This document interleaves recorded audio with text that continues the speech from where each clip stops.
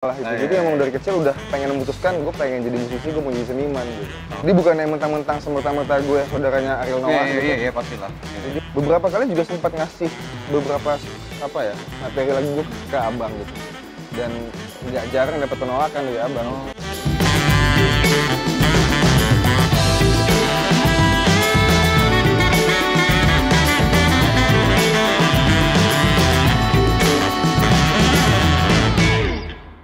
Hai teman-teman menunggu sunset, saat ini kita dapat kunjungan dari seorang atau sosok muda yang berbakat, yang sudah menghasilkan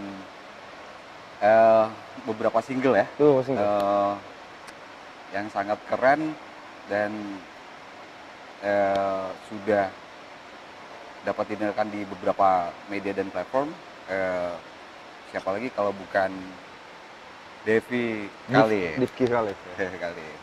Gimana kabar Mas? Alhamdulillah sehat Mas. Alhamdulillah sehat. Kita langsung aja ya, maksudnya boleh dong di-share atau diceritakan latar belakang lo, misalnya besar, lahir di mana? Latar belakang seperti pada manusia pada umumnya, lahir, hidup, makan. Gue lahir di Jakarta. Banyak yang ngira Bandung karena ada hubungan sama Bang Boril kan, jadi banyak banget yang salah paham gue tuh dipikir orang Bandung, padahal enggak. Lahirnya di Jakarta, tepatnya di Rawamangun. Rawamangun. Latar belakangnya sih memang dari keluarga yang suka seni sih. Jadi baik itu seni musik, tapi mungkin bisa dibilang yang lebih kental tuh keluarga gue tuh banyak yang jadi penulis. Oh, penulis malah ya? Jadi keturunan lebih sebagai penulis gitu. Jadi dari kecil, dari SD itu kayaknya gue sering banget namanya, walaupun belum bisa main alat musik, udah ngelatih diri sendiri aja buat nulis gitu.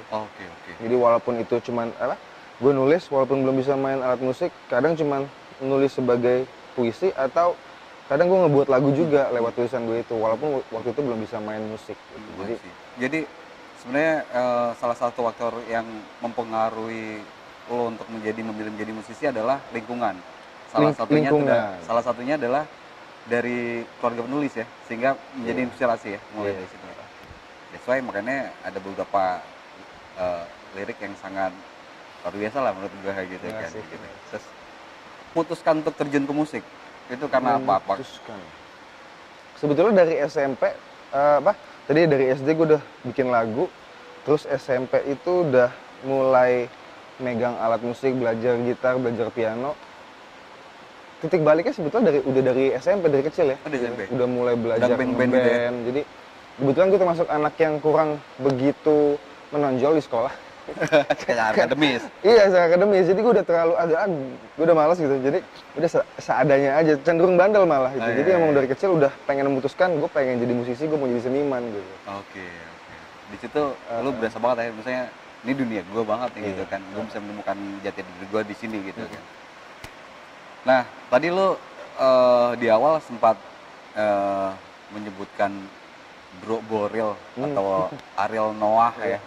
Gue kira Boris Bokir malah. Sama-sama dari Bandung kan. Jadi komika gue. Iya. Kalau enggak stand up sendirian di sini kan. Nah,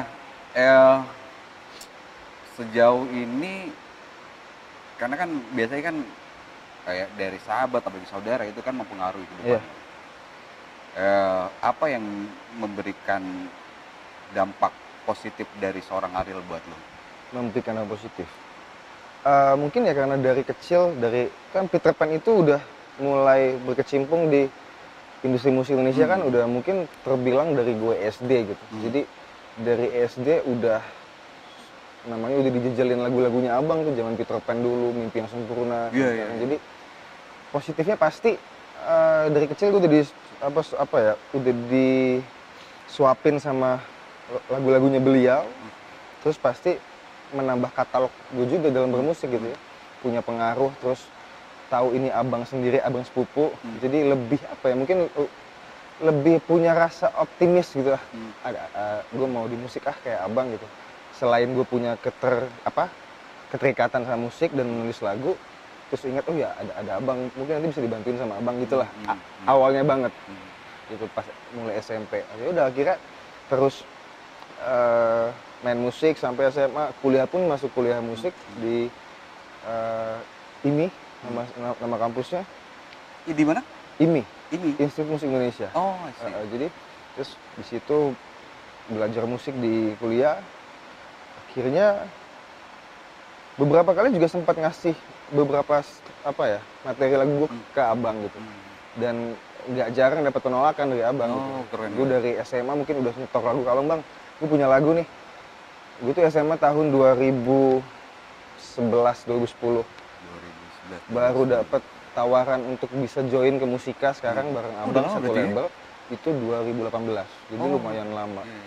Gue sempat namanya sama abang waktu itu. Jadi bukan yang mentang-mentang semerta-merta gue saudaranya Ariel Noah gitu. Iya, pastilah. Jadi waktu abang tuh nggak salah masih album Separuh Aku tuh, album Noah yang pertama. Gue itu ikut jadi krunya Noah. Jadi Noah itu ada tur rangkaian tur Jawa Barat, Bandung, Purwakarta, Subang. Gue sama abang dilatih dulu, digodok dulu untuk tahu proses di belakang panggung gimana nggak persiapannya gimana, produksinya, hal teknis segala macam untuk persiapan. Artinya selain sebagai model raw, dia buat lo ya, sosok Ariel juga menjadi kurator ya. Iya. Kurator banget ya. Maksudnya dia juga tidak akan sembarangan kan, karena berdasarkan pengalaman jam terbangnya dia. Karena gue tahu banget tuh ketika memang Peter Pan sebelum sebelum hit sekarang tuh beberapa panggung pernah gue lihat kan. Salah satunya dia, gila nih orang mainin Muse keren banget gitu kan. Salah satu inspirasinya mungkin mereka adalah salah satunya Muse-nya. Nah kalau lu sendiri influencer atau influence-nya dari buat lo gitu, dari musisi Indonesia atau luar negeri itu yang bisa menginspirasi lo atau yang menjadi inspirasi lo itu siapa? Dari kecil sih, dari SD, kebetulan sekolah gue, rumah dari sekolah gue tuh jauh jaraknya. Jadi perlu pakai mobil. Jam 5 pagi itu gue udah berangkat dari SD, kelas 2 SD sampai gue udah bisa main musik. Kebetulan bokap gue juga termasuk bapak yang masih up to date musiknya gitu. Yang paling menginspirasi gue tuh Coldplay pastinya. Coldplay sebelum sekarang Coldplay jadi konsumsi banyak orang gitu ya. Berasa idealisnya mereka lah ya. Gue udah Coldplay banget, Lifehouse, Creed, Kin. Itu sih, John Mayer kalau untuk solois. Dari kecil gue udah dengerin. Kelihatan John Mayer ya. Selain musiknya juga, tapi hampir sama dong ya. Influence ya. Oh sama Bang Bor. Oh karena ya betul, karena emang gini. Kebetulan dulu latar belakangnya adalah bokap gue pernah tinggal satu rumah lah sama si Bang Bor. Jadi mungkin playlistnya sama gitu. Jadi suka tuh. Zaman itu kita masih pakai flash disk tuh. Jadi MP3-an. Ya sama lah, playlistnya sama. Referensinya sama. Jadi bokap bawa ke gue, kasih denger gue, ya udah kayak akhirnya yang terbentuk pun seperti ini gitu jadinya. Dari dalam negeri sendiri? Selain dalam negeri Dewa sih kalau Dewa sih besar ya. Ahmad Dhani emang jenis banget sih dia. Gila. Ya ada. Sangar. Aduh, terus maksudnya jadi musisi itu kan pilihan. Artinya ya kan, karena latar belakangnya juga sekolah musik juga kan. Nah, ketika terjun itu juga harus memilih lagi itu. Ya ada yang duo, solo, atau band. Kenapa lu milih solo? Latar belakang sebenarnya band. Dari dulu ngeband, makanya single pertama gue tuh Cinta Yang Diam, yang duet sama abang tuh waktu itu 2020 rilis. Itu ngeband banget. Karena memang itu musik yang gue aransemen, gue buat pada saat gue ngeband. Terus abang nawarin gue, kita bawain yuk duet sama gue. Terus abang dengan teman-teman Noahnya nggak aransemen ulang, pakai aransemen versi gue dulu sama teman-teman. Itu mungkin kayak lebih menandakan bahwa dulu tuh gue ngeband banget. Cuma karena di tengah jalan pertengahan 2018 bandnya bubar. Kebetulan di band waktu itu genre lo apa tuh waktu itu band? Ya Coldplay-an lah gitu. Ya alternatif segala macam. Kebetulan waktu di band gue yang nyiptain lagunya. Jadi pada saat teman-teman udah pada bubar, gue masih tetap punya niat gue mau tetap survive di musik. Ya udah deh, gue beraniin diri aja deh. toh gue bisa main beberapa alat musik, gue bisa memproduksi sendiri, terus lagu pun gue yang buat, ya udah deh, akhirnya gue mutusin untuk solo. Karena kan kalau ngeband kayaknya gue udah terbilang tua mungkin, tahun depan gue udah 30. Jadi kayaknya kalau gue harus cari beberapa player lagi kayaknya terlalu makan waktu. Sementara udah ada tawaran dari Musika di depan mata, jadi gue ambil dulu, jadi gue jadi solois itu sih. Iya, plus minus ya. Maksudnya solo lo bisa bebas berkarya kan. Maksudnya lo punya ide atau punya impian atau punya konsep tuh bisa bebas kan. Kalau band udah pasti bentrok dulu tuh, ribut-ribut dulu tuh, keras-keras dulu kan. Nah itu ngomong penciptaan lagu ya, tadi di awal juga lo cerita bahwa salah satu yang mempengaruhi lo memilih musik adalah karena dari keluarga penulis dan ada beberapa pastinya semua single juga lirik-lirik lo yang buat ya kan. Makanya nggak heran waktu itu adalah kalau nggak salah lo ikutan musikalisasi puisi ya. Judulnya Gubah. Oh iya, Gubah. Gubah itu ya lebih ke alter ego gue sebenarnya sih mas. Gitu, kayak gue suka nulis, cuman gue nggak tahu wadahnya di mana nih untuk gue menuangkan segala ide tulisan gue. Akhirnya gue buat channel di Spotify, ya masuknya podcast ya. Podcast ya. Terus gue buat dengan, kan biasanya orang-orang yang sekarang mungkin suka berpuisi, biasanya mereka ngebacain puisinya dengan ada latar belakang sound. Kalau gue enggak, gue mau cari yang beda. Dan gue rasa sih belum ada di Indonesia kayak gini. Mudah-mudahan ya. Jadi gue berusaha untuk setiap episode di podcast gue itu, gue setiap pendengar yang ngedengerin podcast gue itu menjadikan mereka sebagai tamu yang datang ke rumah gue. Jadi ketika mereka masang earphone atau headphone, itu bener-bener kesannya kayak bisa dibilang ada permainan sound experience. Kayak, jadi lu bisa masuk dalam. Iya. Ketika gue bukain pintu buat mereka, terus bener-bener katakan gue jalan di sebelah kanan mereka gitu. Nah, mereka bakal ngerasain gue bakal jalan di sebelah kanan mereka. Jadi gue mencoba untuk menciptakan hayalan lah gitu dalam podcast Gubah ini gitu. Nah setiap episodenya tuh ada berkesinambungan gitu. Ya lo membuat theater of mind lah ya gitu kan, dengan nuansa sound lo gitu kan, dan beberapa lirik atau puisi gitu. Nah itu masih sampai sekarang Alter Ego itu? Masih, cuman ini tadinya kita punya target dua minggu sekali. Wah kayaknya susah. Karena gue masih barangnya, gue ada project untuk buat lagu juga kan. Dan buat puisi dengan buat cerita tuh kayak buat film. Misal kayak lagi nulis naskah film, jadi agak kayaknya tergantung mood aja deh. Banget kan? Ikutin mood aja deh gitu. Balik lagi ke masalah single gitu kan.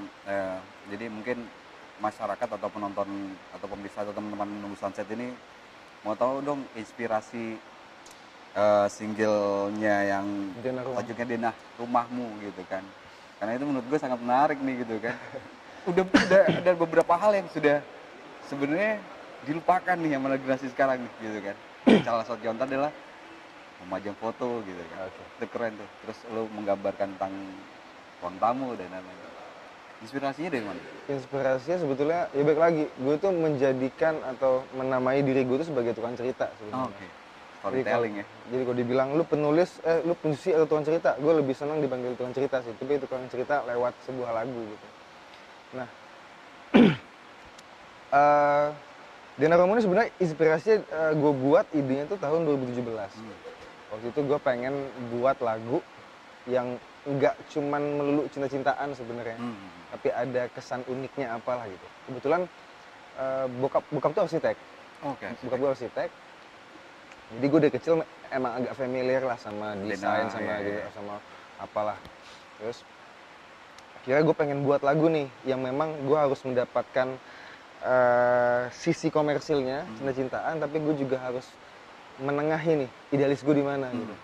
Oh ya udah, gue sebagai tuan cerita, gue nggak mau cuman cerita yang istilahnya cengeng nangis di kamar, gue nggak mau. Jadi gue pengen mencari titik tengahnya di mana nih, karena gue kerja sama label yang menurut gue untuk komersil, tapi gue juga harus secara jiwa gue sebagai seniman sehat gitu. Iya, iya.